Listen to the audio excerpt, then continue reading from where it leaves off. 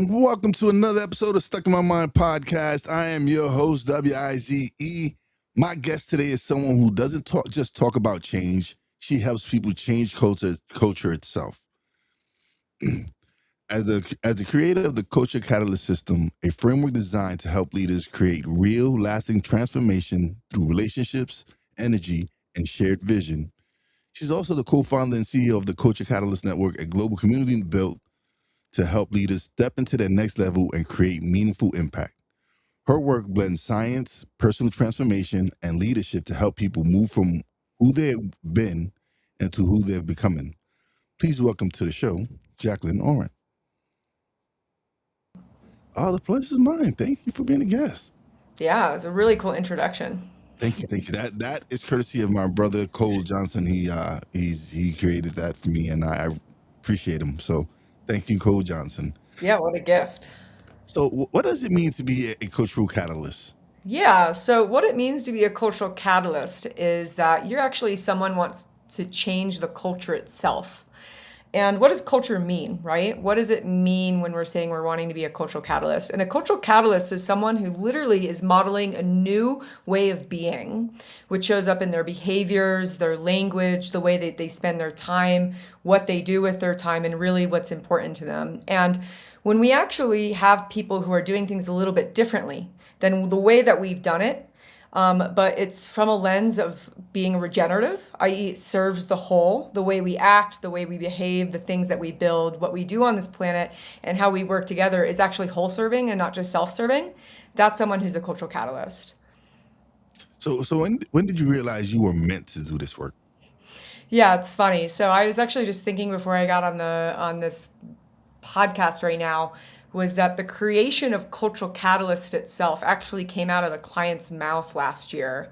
And I was working on finding out what is the ideal identity and outcome of the people that I am called to serve. And it literally came out of her mouth. And she said it was a cultural catalyst. And I'd never heard that term before. I'd heard the term cultural creative. And when I realized it was cultural catalyst, what I started doing was introducing myself to people as a cultural catalyst. And it was shocking because people would hear me say that and then they would say, me too. I'm also a cultural catalyst, but no one's given me that language until now. And what that did is as soon as I would meet people, I would realize that we're actually on the same team, that we're trying to create a new culture.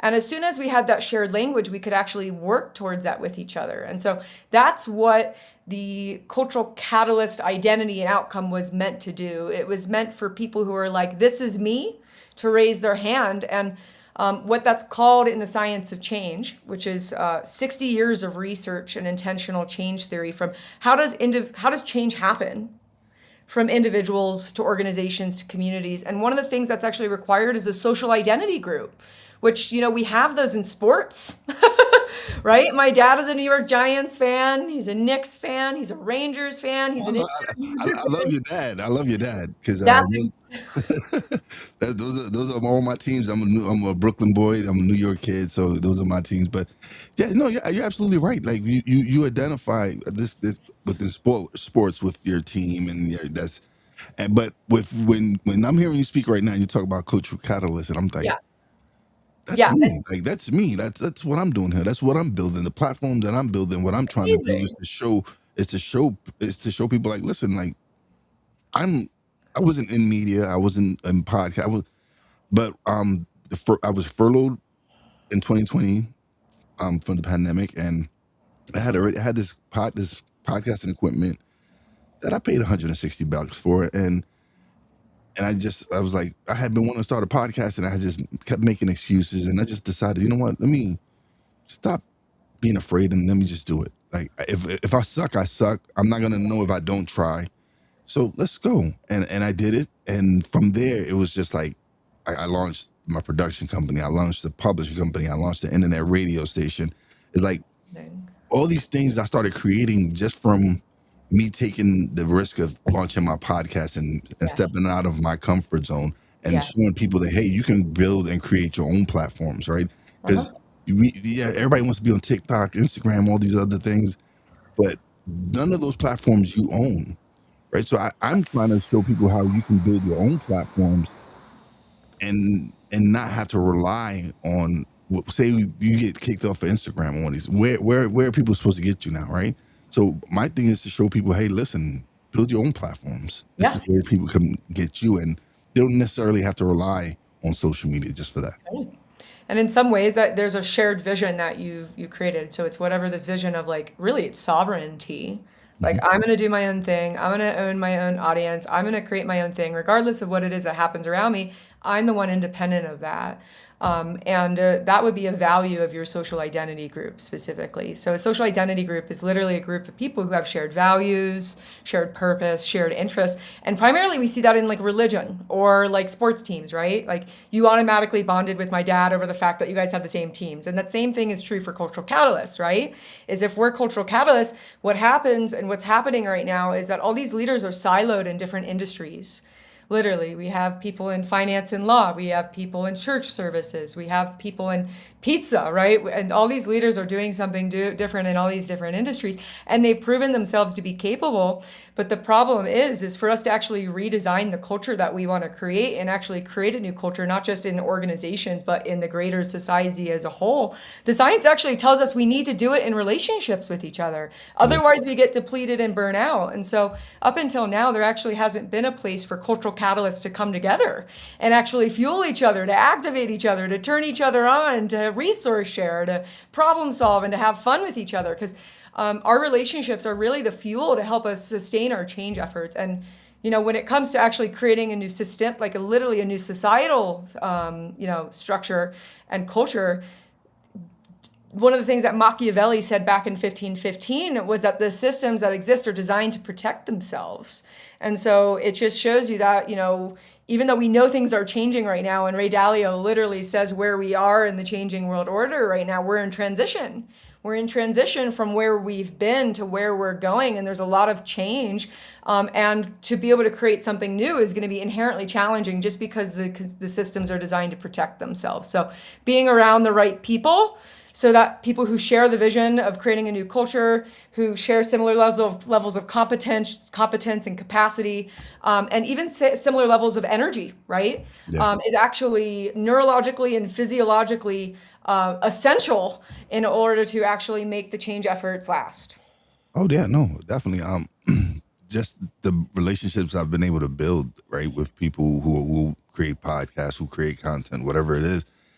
There's like-minded people. There are people that I can go and I can bounce ideas off and go speak to, or they might be a level ahead of me, and now that's someone I can go and have. They can mentor me. They can give me advice, and that's what I do similarly with people who come and ask me about podcasting.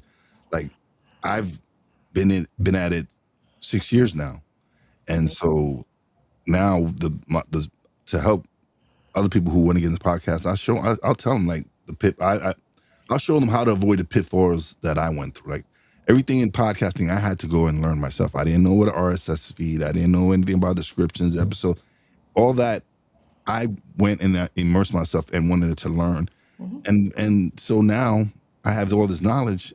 And when someone I know asks me a question, I'm more than love. I would love to help my friends or anyone who's interested in podcasting, help them launch a podcast because I love it so much. And if you feel like you have a story to share, why would I want to be the one not to help you get that story out?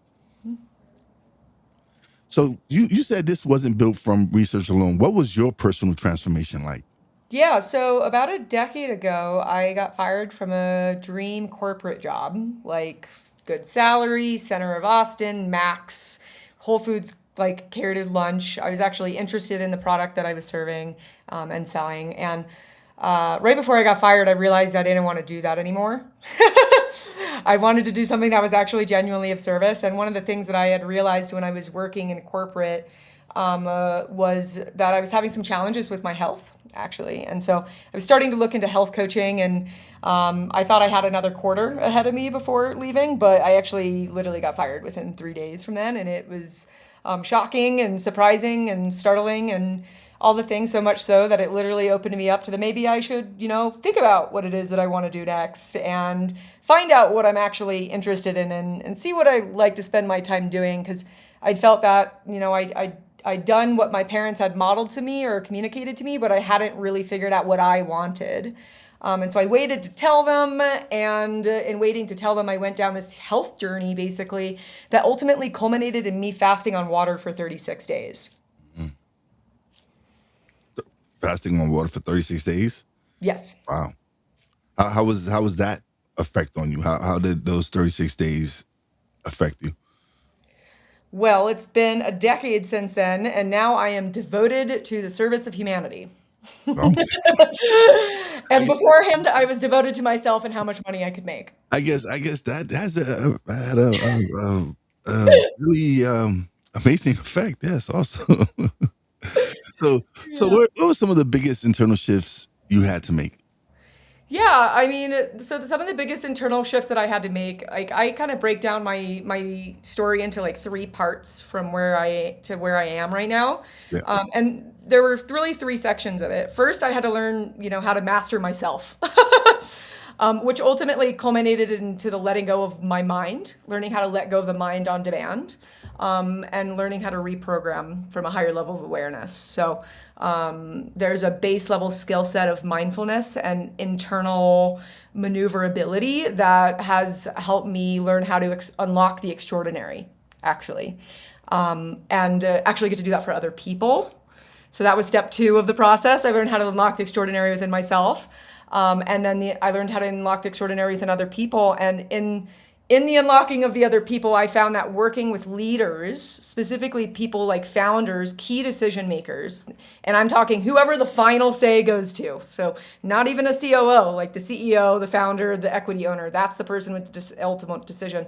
Changing that person's consciousness and using the tools that I have gained over the last decade to really integrate what I had happen during the fast and actually ground it into my body and actually have it change me and the way that I show up and my values and my orientation and what's important to me literally has helped me unlock leaders in a way that was way beyond anything that I ever could have imagined. Like earth shattering, like almost confusion, like, wow, I could never have imagined something like that happening.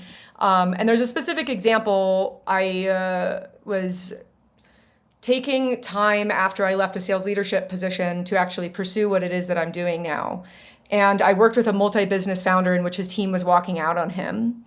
And I got there literally, imminently, as his team was walking out on him. And I helped facilitate a breakthrough for him that helped him go from what was causing that situation to happen to having him see a reality where he was actualizing himself, literally. And then finding out within 6 months from then, he literally met his fiance, which he wasn't even in a relationship with at that time when I met him specifically. He was actually able to retain his people. He was able to attract higher level talent. He dropped 30 pounds, literally. He's regained his sexual vigor and his creativity again. The thing that makes a man alive, that's part of him literally returned. And he was actually able to listen to his team and have capacity to actually hear them in a way that actually improved his leadership and his bottom line. And when I saw that that could be the result of the the butterfly effect. Mm-hmm. It was like the literal showing in time is like when one butterfly flaps its wings, it affects the weather 8,000 miles away, that type of effect.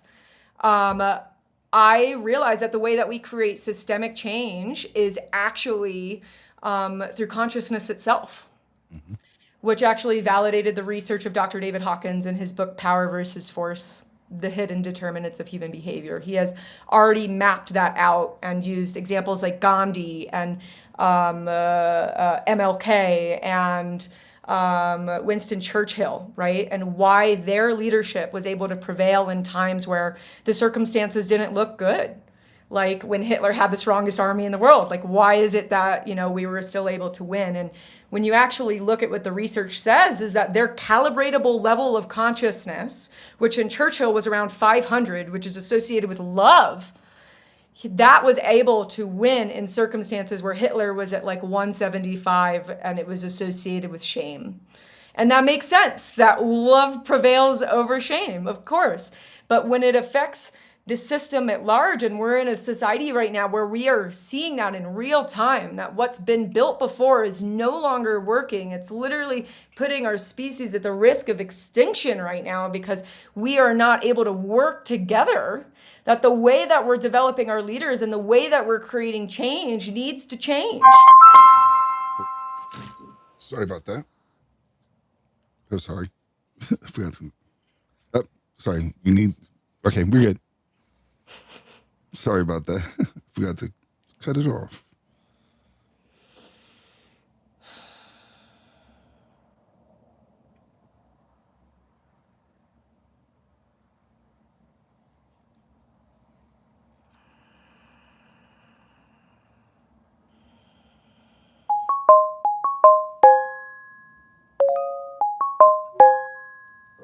Okay, there we go. Airplane.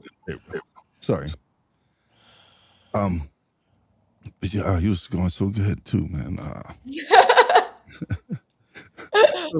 So why do most people struggle to truly change, right? Right? Why is it a struggle for us to really change? And I've learned this throughout the years as well, but yeah. That's the question. Yeah. So what is it? Why do people struggle to change? So first of all, I love the name of your podcast. I knew we would have a good conversation because this is like the deepest area of my mastery. It's like how to change your mind. Yeah. Okay. And I know because I've had to do it and I help other people do it and I help leaders do it and I see full systems change. That's literally what we're doing in the work that I'm doing. And so, I'm honored to have a conversation with you about this because I think I have a different perspective than a lot of people. And a lot of people stop at mindset work. You know, what I see I've after being and after basically it's been a decade since the fast, okay? After 10 years from that and coming back into reality, right? I'm here right now and having a conversation with you and I'm here like in this reality. I'm not in other realities, right? So I had to actually go through a process in which I had to take what I experienced in the fast and afterwards and actually integrate that into my body. And one of the things that I miss and people often miss with the mindset work is that they think that changing the mind will change the mind. And that's just not true.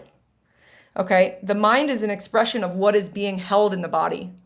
And there's also things in the mind that are expressing in the body.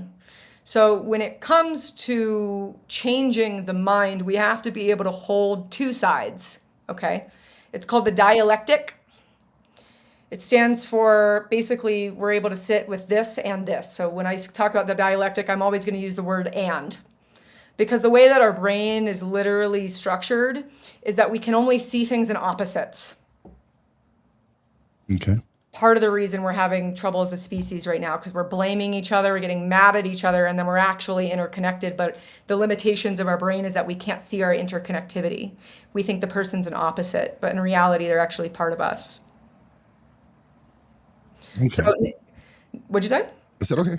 So now that we acknowledge that the brain functions as in yes ands, when it comes to changing the mind is really just a part of the puzzle of actually changing behavior. And it's often where I see people get derailed specifically. And one of the reasons that it gets derailed is because the mind is a piece of how we let go of the mind. And so I'm going to refer to a technique in this specific circumstance. And I actually learned this from Dr. David Hawkins. Dr. David Hawkins was a psychiatrist and a physician. He literally had you're actually from New York. You may have actually heard of him because of his practice specifically. Yeah, he ran the biggest psychiatric ward in New York, actually. So much so that they had to keep expanding it and getting more beds. He didn't write the book that I'm going to talk about until after he left that work specifically. So he started doing spiritual research, so bringing scientific rigor to consciousness, literally spirituality, after he left his work in intensive inpatient care specifically. And what he talks about and what he creates is the scale of consciousness. So it's actually a calibratable scale, a logarithmic scale that goes from 0 to 1,000 that actually calibrates the difference between death and enlightenment, okay?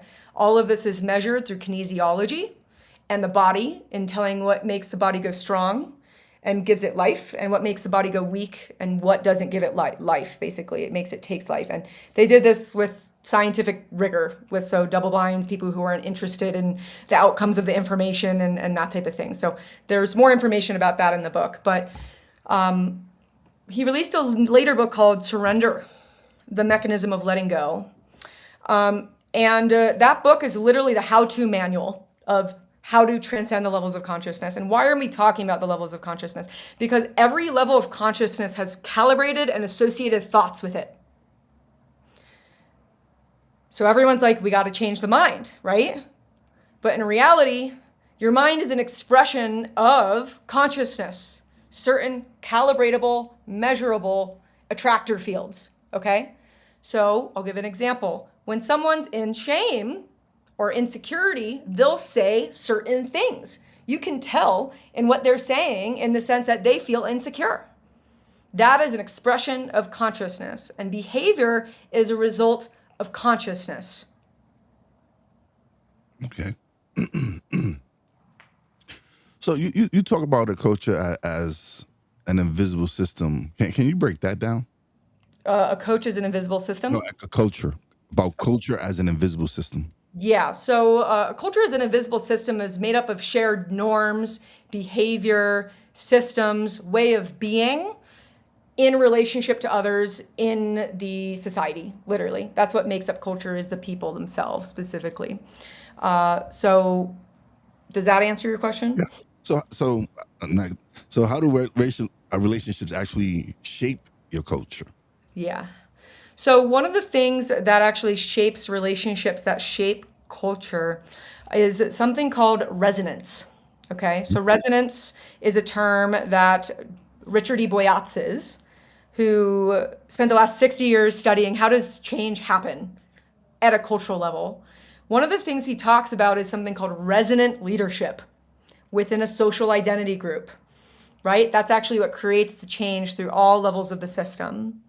And resonant relationships, resonant leadership is made up of 3 pillars: shared vision, shared compassion, which includes competence and capacity, and shared energy. And so the energy that we are sharing with others is literally calibratable.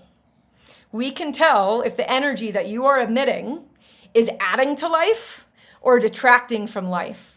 And whether your behaviors, the way that you act, the things that you say, the way that you contribute to society is actually adding and giving to life or taking away from life. So that actually tells us that the way that we create a new culture is actually an inside job, individually, right? Because the system starts at individual, then goes to a dyad, then goes to a team, then organization, community, country, global processes. So the key to our cultural revolution truly is a inner revolution.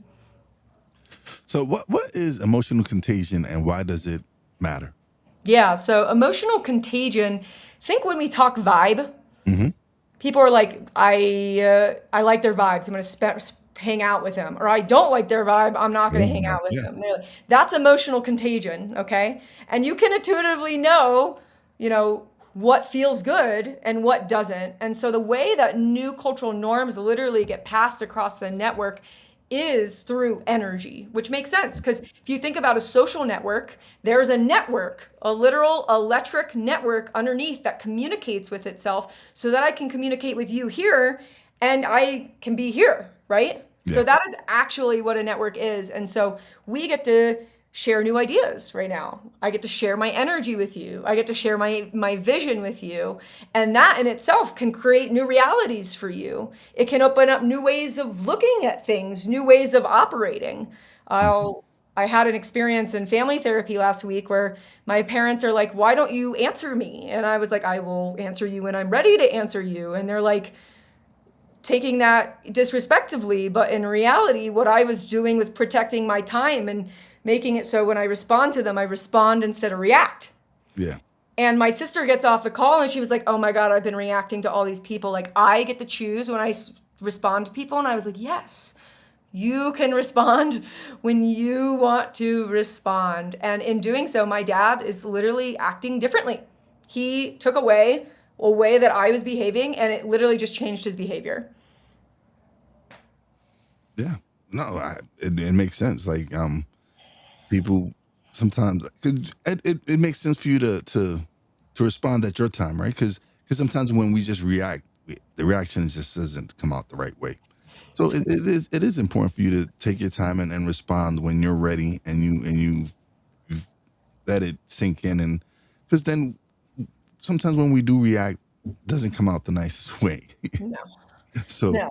it is important for you to sit back and, like, I'm gonna respond when I'm ready and when I feel that it's gonna be proper enough. Yeah. Yeah.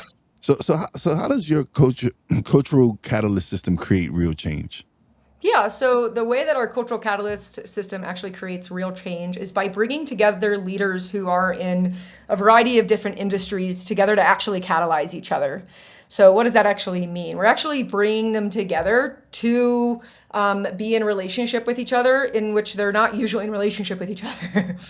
Right now, the network is literally fragmented. So, I'll give you an example. I got off the phone with a woman with a community of 1.3 million people in 113 countries. Wow. And when I told her what I was working on, she was like, oh, you're actually, I was wondering when someone was going to fix this. Because right now there's all these people in separate silos who want to do something about what's going on right now, but it's impossible to do it alone. Hmm. They have to do it around other people because it actually gives the physiological and neurological fuel to be able to sustain their change efforts. So what we're actually bringing them together to do is, you know,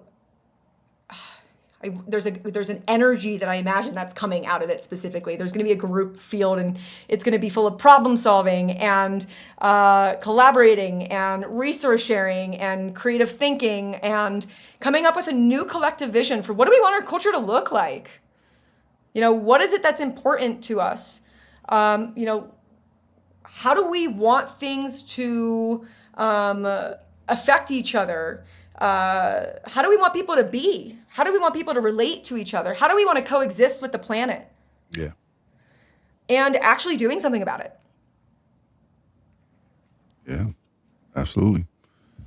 You've integrated science into your work, right? How does that help people transform faster? Because it's Yeah.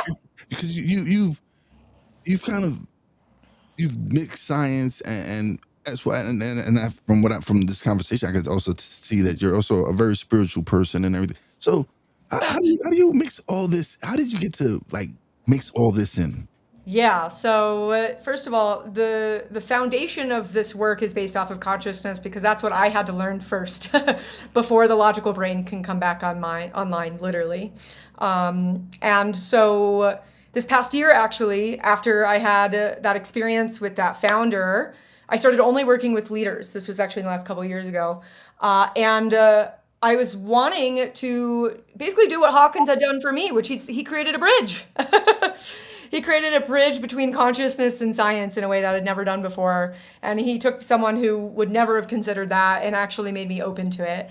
And I wanted to do that with my work. So I applied to grad school, specifically what's called Minerva University, what's rated the most innovative university in the world, with a really specific thesis in actually connecting the work of Dr. David Hawkins to systemic change.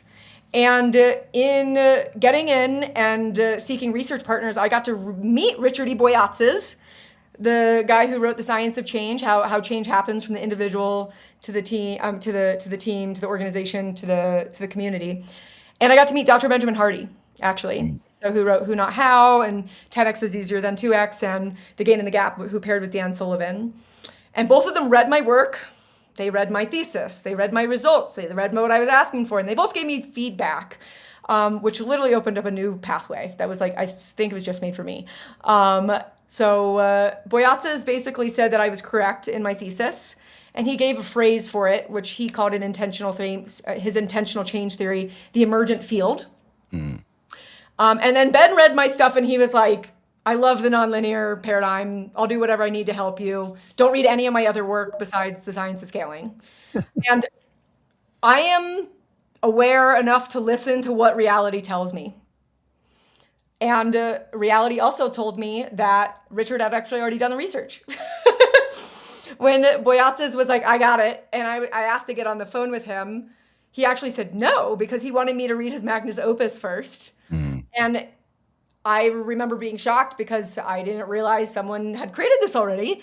And it took me a couple days and meeting Ben actually, and then giving the book that he gave me to my business partner and having her run me through Ben's scaling science to realize that I actually didn't need to go to grad school, that I didn't need to spend $50,000, that I didn't need to go have someone else's system actually help me go do it. It actually already existed. Oh man.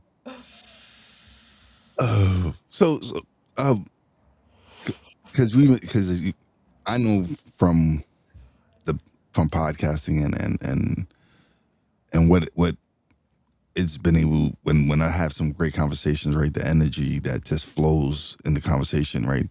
What role does energy and alignment play in leadership? Because for me, when I'm having these conversations, the energy is just amazing. Like when you're just having those free flowing conversations where my guest is just dropping some great gems, like you're dropping today. It's like that energy is just that keeps me wired for the whole day. Like one of those conversations. Totally. What's the question? What role does energy and alignment play in leadership? Yeah, so what energy actually does is that's that emotional contagion. And the emotional contagion is actually calibratable. So, and what I mean by that is it's measurable. So, Mhm. is it positive or is it negative? They're literally called PEA, NEA. Okay, then they do totally different things to the body and to the brain. And when we engage with certain people, we get energy from them. It opens our minds. We start thinking about things in a new way. It opens up new neural pathways. And sometimes, if we really admire the person, our mirror neurons will go off and we'll literally want to be like that person. Yeah, absolutely. So what separates leaders who can create change from those who don't? Like what is it that they're doing that's separating them from the others? Yeah, so the main thing that's separating leaders who are effective and are not is actually integrity. And I'm not talking integrity in terms of the behavior, okay? I'm talking integrity in terms of one's wholeness. Hmm. One's inner wholeness and self acceptance of oneself literally creates a positive emotional attractor field. And in being in integrity with oneself, true self, one's inner self, what happens is that you naturally give to life. When you are not in integrity with yourself, it does the opposite.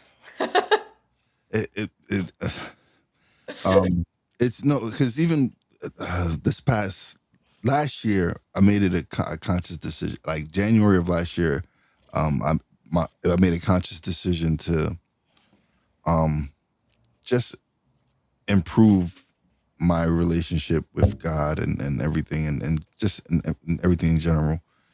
And um and since then, I had surgery as well as January of last year, and since then I'm down 140 pounds. Um, and with that relate with me improving that relationship, things have really in this past year, like things have just been amazing. Like I just yesterday I just put in my 2 week notice at my job because I got an opportunity that came up that it's a big step for me as far as career wise, but also in what I'm doing in content creation and all that because it requires a move, but it's going to put me in a place where I can build on these relationships that I want to build and help me build the podcast and the production company and everything else that I'm doing. So just this with me making that shift where it was a conscious shift of me that I wanted to improve this relationship. By me doing that, things just have been to just kind of realign and in the positive way and fall into place and opportunities arise for me to be like, okay, imagine had I did this shift earlier, how things would. But is things happen for a reason. And we can still be disappointed that it didn't happen earlier. So, how can someone listening start shifting their environment and culture today?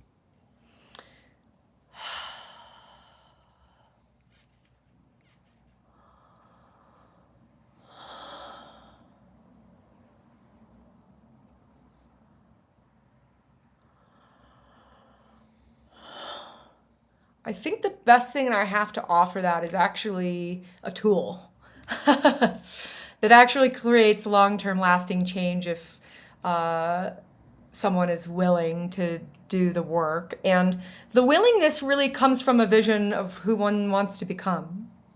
Mm. So the first step in change science is actually to connect with who you want to be and what values you want to have and what's your purpose and what kind of impact you're here to make and even legacy. What is it that you want to leave behind? And I personally find looking at legacy to be particularly humbling Mm. because it reminds us of our immortality, or rather our mortality. Yeah. And when we get reminded of the finite amount of time that we have in this vehicle in this incarnation, it helps put things in perspective as to how we actually use our time and what we invest our time in and whom we spend our time with. Yeah. What does stepping into your next iteration really look like? So stepping into one's next iteration does consist of a visioning process. That is, again, the first step of a change process. And that can happen before or after a tipping point. So what is a tipping point?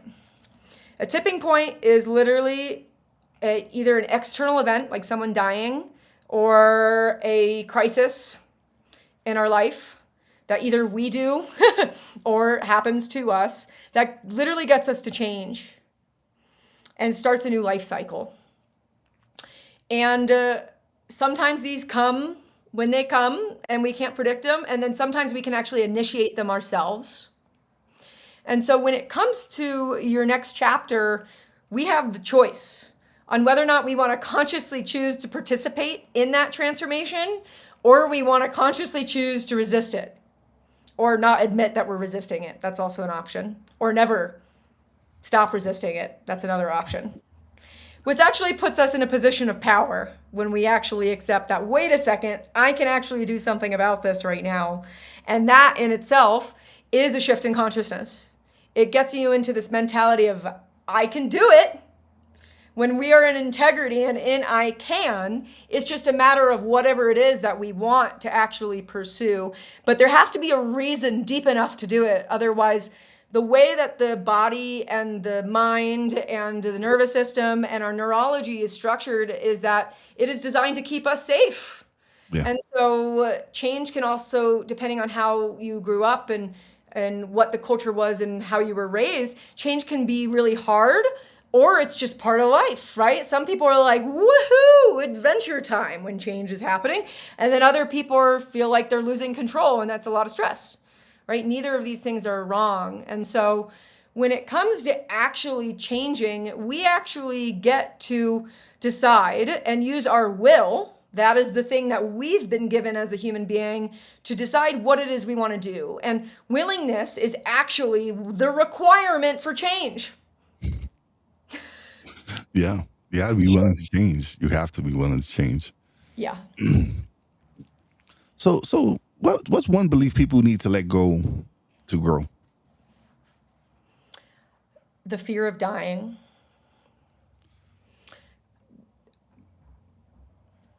Because what happens when we don't talk about it, or we pretend that it's not going to happen, or we resist the possibility, or we won't even accept that as a possibility, or we won't even like we won't even look at it. We'll just completely deny it as a reality. That's also an option. What happens is it creates this deep-seated fear of this, that's unique to everybody. But it's just fear. It's fear. And that's actually what's running the show. And when there's fear behind living, what it does is it creates purposelessness, actually. And it creates a life where we're avoiding experiencing life, or we're taking ridiculous risks, or just won't accept that we're going to die. And when we don't accept that we're going to die, then we don't actually live. It's really that simple. And that kind of played into the role of me taking this position that I just took, because it was an opportunity for me, and it was just something I just couldn't couldn't let it pass. Like, it was an opportunity that, hey, this is happening now for a reason, right? Because you're doing all the things you're doing, and this gives you an opportunity to be somewhere where you can start connecting with the people that I need to connect with to help me build what I'm doing. So it was like a no-brainer. Like, things happen for a reason. The transformation and everything that I started last year, it has led to what's going to happen, what's transpiring now, and everything that's falling into place now. So had I not made that shift and not consciously work on myself, like just working on becoming the better version of myself, and that's constant work. That's every day that I'm improving. That's every day me wanting to build something to help others, and so with this happening, it's like, okay, it just kind of reaffirms everything I've been doing, like all the work that I've been putting into, because now everything's like just falling into place. And had I not challenged myself and faced the fear, right? Not because I could have easily been like, no, I'm comfortable where I'm at. I don't want to make this move. It's a big move. No, I'm like, no, it's a big move, and yes, it's scary, but if I don't do it and I don't attempt it, how do I know? Like, how do I know if I'm gonna be successful at it or not? So it was like, I'm like, you know what? I'm just gonna do it. And the fact that my wife has been very supportive, and she's like, listen, this is a big step towards us, helping us down the line to really get to enjoy the life we truly want to live. So yeah, like it was a no-brainer for me. Will you give yourself permission to release resisting to the positive? Mm-hmm. Yeah. And let yourself feel the joy? Oh, I'm so excited. Like, I'm so excited, right? Because it's, first of all, I go back home. I'm going back to New York, and so, but it's just, I'm looking at all the opportunities, all like, there's people that I want to connect with and interview in New York City so being able to be in the city and connect with these people, and yes, I love the virtual aspect, but now there's a part of it where now there's people in the city where I can interview them face to face. Right now it's giving me an opportunity to really take the show in a different direction, and so I'm just excited. Bless you. So what impact do you want your work to have long term? Yeah, it's funny. I was thinking about that the other day because I've been a student of Ray Dalio for 5 years, and Ray was and is the founder of Bridgewater Associates, one of the largest hedge funds in the world. It didn't start that way. Okay, it started in his, like, he's middle class, and now he's one of the wealthiest people in the world. And I've been studying his work through Principles of Life and Work, and his organization is also often compared to, like, the Navy SEALs of the intellect. Okay. And I've been learning from Ray, and one of the things that Ray talks about in another one of his books is called The Changing World Order, which basically, what's happened now has happened before, and it's been traced across lots of different empires and the rise and fall of empires and why countries go broke. And one of the things I was thinking about, that what Ray is talking about, what's going on right now, and there's certain indicators of that are consistent across the rise and fall of empires, and there are a lot of them that are happening right now in the United States. So like civil unrest, natural disasters. Like I'm in Colorado right now, we're totally in a drought right now.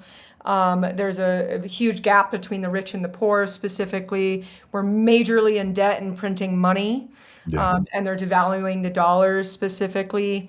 And the value of our dollar has literally gone down because of that specifically. And these are all indicators of literally the rise and a fall of a nation.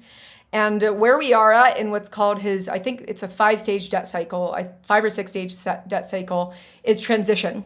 So the United States is literally in a transition from being the world power to not being a world power anymore. And when we went to war with Iran, Ray was like, now we just moved into step 6 of the debt cycle, actually. So like what that points to is the next 20 years are all about going to be transition from where we are to where we're going. And it's not going to be comfortable, and it's not going to necessarily be easy in certain circumstances. We're going to need to rebuild as a nation. And the way that we do things, and the way that we treat each other, and the way that we build businesses and how they function, and what we devote and what our values are literally going to need to change so that we can survive, truly. And the way that we've been doing things has worked great until now. And I would say probably till the 90s where things were good, from what I can tell based off the economic data. But so what that means right now is that we're in a situation where we need the people who are cultural catalysts to be like, I am ready to put my hand up. I'm ready to do something about it. I have the capacity. I have the capability. I have the team. I have the resources. I have the energy, and I have the attention to devote to leaving the culture differently when I die. Yeah. And so where I see this work going, it's funny, if I look 20 years out and then add another 50 years, I'm going to be in my 80s by the time basically the US comes back into its prosperity, where things are flourishing again, which means I actually get to see the harvest of my work. But at the same time, we've got some challenges ahead of us, and it's up to us to do something about it. And that's what we're doing with the Cultural Catalyst Network. Mm. Absolutely. So now we've come to the part of the show where you're gonna get the solo screen and the spotlight, where you're gonna let people know where they can connect with you. Yeah, totally. My last question is, if someone feels stuck between who they've been and who they're becoming, what would you tell them? Do something that scares you. It doesn't even have to be substantial. It just needs to be a little something. It could be jumping off.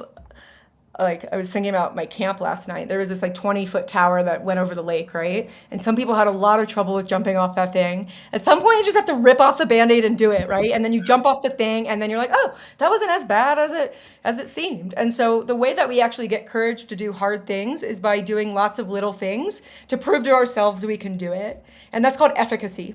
So an example of that is I'm going to do something hard that I've never done before, but at some point I'm going to get it, and then I'm going to prove to myself that I can do it. And so it's just a matter of picking something that you have the willingness to get uncomfortable with and to learn and expand and grow. And that is how you can start to move from what's a fixed mindset to a growth mindset. And you can actually start creating new neural pathways and new behaviors.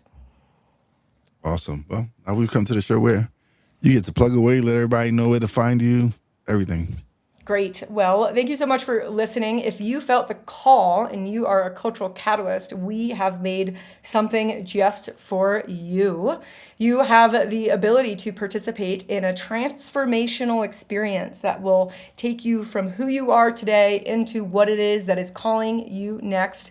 And you can sign up for that at culturalcontribution.com.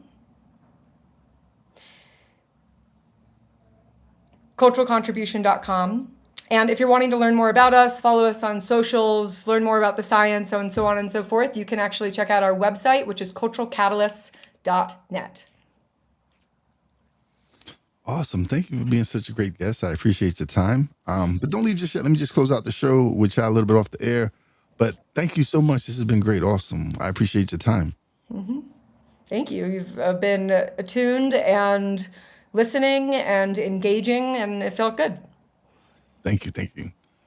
All right, everybody. Another great episode is in the books. I greatly appreciate Jaclyn for coming through and sharing. I want to thank Jaclyn for coming on and dropping some powerful insight on transformation and leadership. If you got any value from this episode, make sure you subscribe, leave a review, share this with someone who's ready to level up. And please don't forget to check out everything we're building at Real Wize Global Media. And as always, you know how your boy Wize does it. Peace out.